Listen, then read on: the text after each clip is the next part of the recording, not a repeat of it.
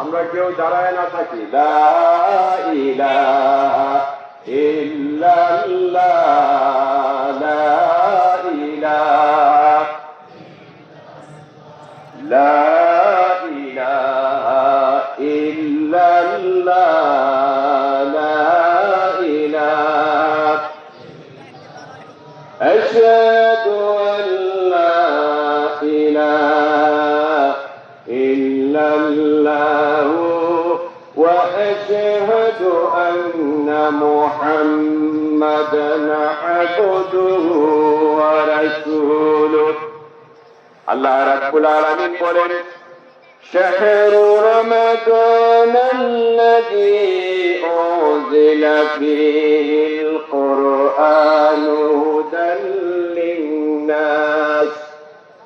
এই রমজান মাসে কোরআনে কারীম নাযিল করা হলো, কারণ এই কোরআন হলো তামাম পৃথিবীর সকল মানুষের জন্য হিদায়াতের উৎস। বলেন সুবহানাল্লাহ।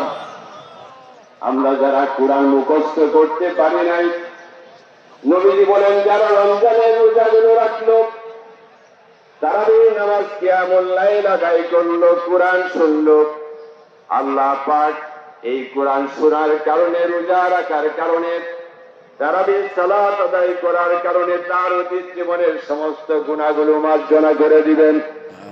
নবীজি বলেছেন যারা শেষ 10 দিন ইতিকাফ করলো, আল্লাহ পাক তাদেরকেও তিনি ক্ষমা করে দিবেন। আমার ভাইয়েরা, নবীজি বলেছেন যারা লাইলাতুল কদর পেয়ে গেল, আল্লাহ পাক তাদেরকে তিনি ক্ষমা করে দিবেন। আমার সাথে পড়েন, লা ইলাহা ইল্লাল্লাহু হালিমুল কারীম, সুবহানাল্লাহি রব্বুস সামাওয়াতি ওয়া রাব্বুল আরশিল আযীম।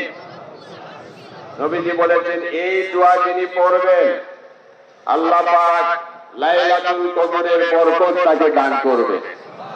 আল্লাহর হাবিব বলেছেন বছরের অন্য দিন 4 রাকাত ফরজের পরে 2 রাকাত সুন্নতের পরে কোন মুমিন যদি 4 রাকাত নফল নামাজ আদায় করেন, লাইলাতুল কদরের রাত্রিতে তাহাজ্জুদের নামাজের মতো নামাজে ব্যক্তি বাইতুল মুকাদ্দাস মসজিদের মধ্যে সারা রাত্র জেগে আদায় করলো, আল্লাহ পাক তার আমল নামায় সেই পরিমাণ সওয়াব দান করবেন। বলেন সুবহানাল্লাহ। আমার ভাইয়েরা, সেজন্য আপনাদের কাছে আমার দাবি হলো, এই কোরআন নাযিল করা হয়েছে রমজান মাসে, এর কোরআনের চর্চা সারা বছর করতে হবে। আল্লাহ পাক বলেন, قد جاءكم من الله نور وكتاب مبين। তোমাদের কাছে নূর হিসাবে নবীজিকে প্রেরণ করা হলো, আর তোমাদেরকে দেয়া হলো সুস্পষ্ট একখানা কিতাব।